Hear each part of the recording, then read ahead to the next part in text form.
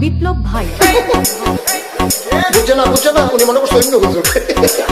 সিফা দিয়ে বইয়া থাকে ও বয়ার তেলে হুইতালা নেই চিন্তা করে না বইয়া থাকে পরে কইতাস আরো কইতাস আরো কিছু কথা লইয়া যান যাইবে যখন দুইটা কথা লইয়া মুরব্বী